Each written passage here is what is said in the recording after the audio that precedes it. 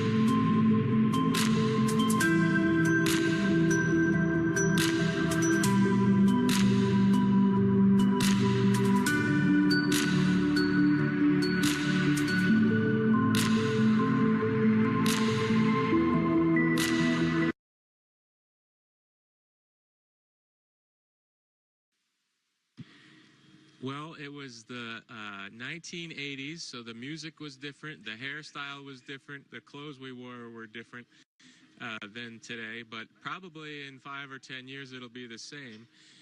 And in school, I was just like you, probably all of you there.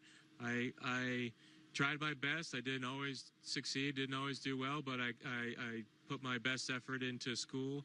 Math and science were kind of my favorite subject. I didn't really like English in reading too much, but I've since grown out of that, and I enjoy reading now. And I played a lot of sports. And all of that happened in a little town called York, Maine, across the United States from where we're talking to you right now. Hello, my name is Steve Owen. I'm a teacher here at Riverside Prep. I'd like to ask you about the stress associated with the long periods in the space station. I'd like to ask Karen, what is the training that you get to cope with that stress and related psychological issues?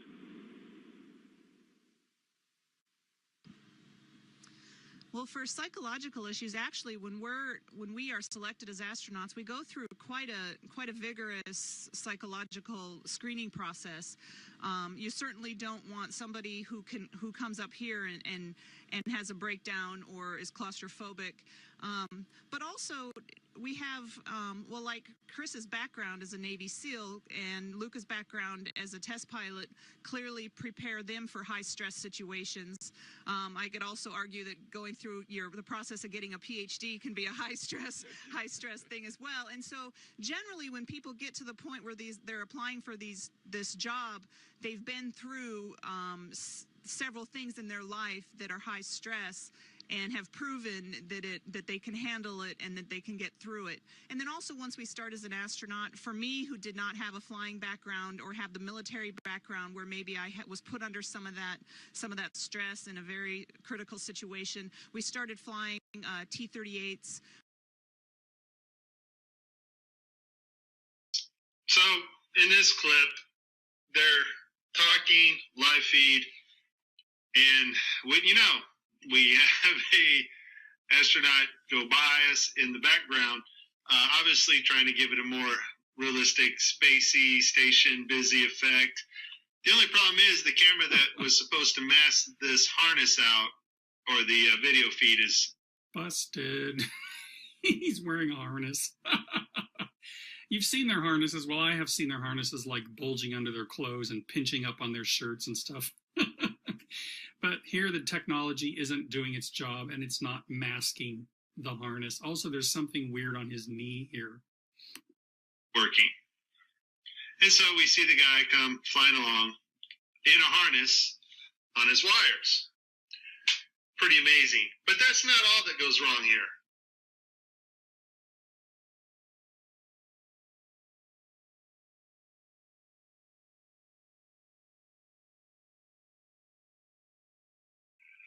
Okay, so you see to the right, this guy's flipping this hat. This hat's actually on another video channel in 3D space. It's virtual reality.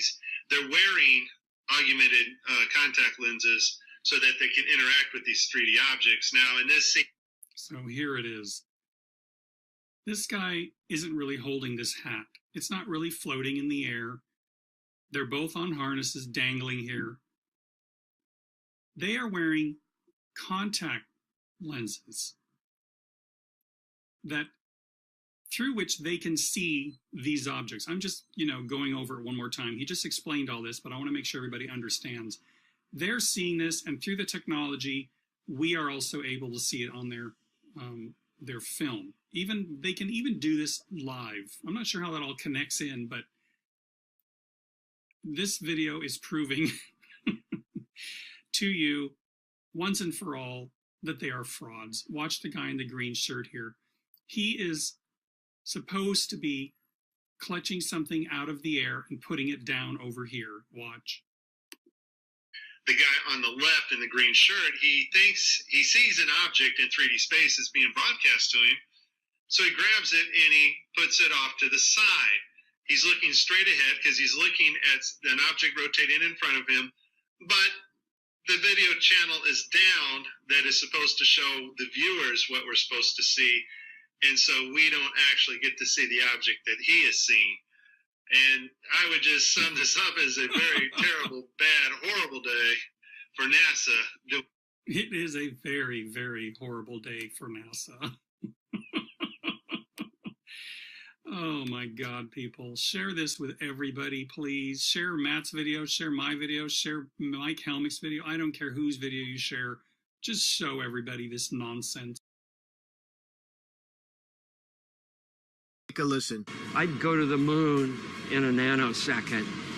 The problem is we don't have the technology to do that anymore. We used to, but we destroyed that technology, and it's a painful process to build it back again. But going to Mars should be one of the next series of steps that humans do. The first step should be going back to the moon for a number of technical reasons and exploration reasons, and then after that, Mars, maybe high orbit in Venus atmosphere, maybe going to Europa. There's all kinds of targets to go to, places of interest in our solar system. The only limit to human future is in our own imaginations. The seat, and they got ready to go, and we cleared him to go, and then he took and pushed off from the seat. Getting my feet out. I think I'm dragging a little bit, so I don't want to fire the gun yet. Okay, I'm separated from the spacecraft. Ed White is flying at 17,000 miles per hour, 200 miles above the Earth. Okay, I'm out. If the spacesuit fails, the difference...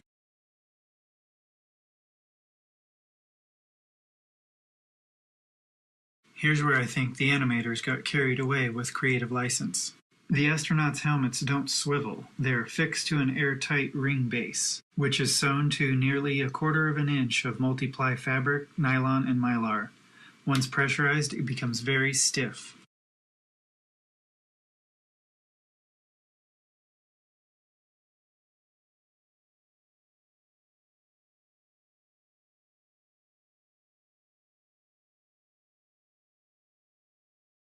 And what comes after the International Space Station once its mission is over? How do we ensure the presence of humans in space? Well, that's a great question. The plan that NASA has is to build a rocket called SLS, which is a heavy lift rocket. It's something that is much bigger than what we have today, and it will be able to launch the Orion capsule with humans on board, as well as landers or other components to destinations beyond Earth orbit. Right now, we only can fly in Earth orbit. That's the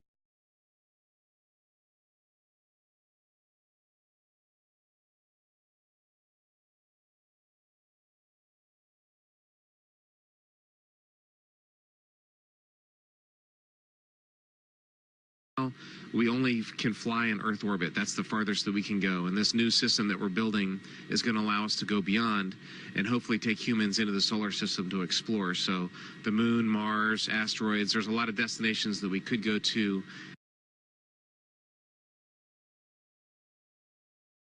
And we're building these building block components in order to allow us to do that eventually.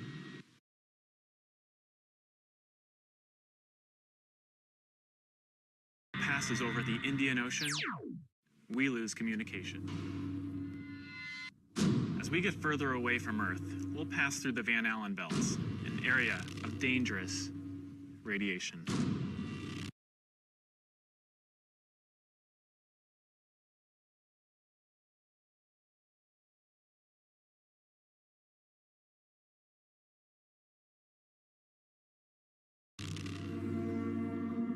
Radiation like this could harm the guidance systems, onboard computers, or other electronics on Orion. Naturally, we have to pass through this danger zone twice, once up and once back.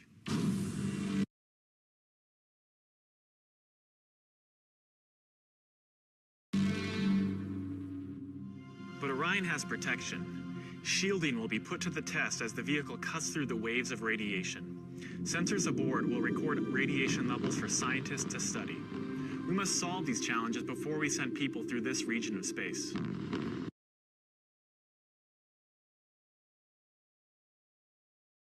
It's great to be a part of this first space flight for Orion, and we're looking forward to beginning a new chapter in human space exploration.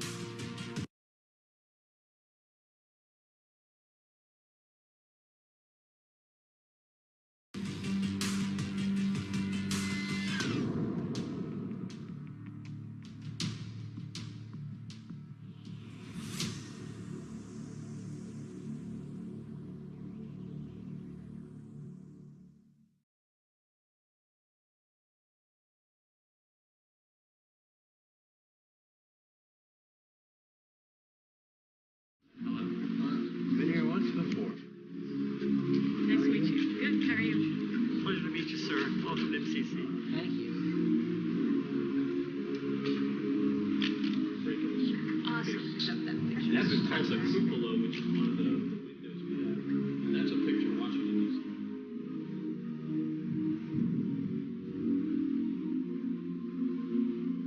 Hello. Been here once before. Hello. Been here once before.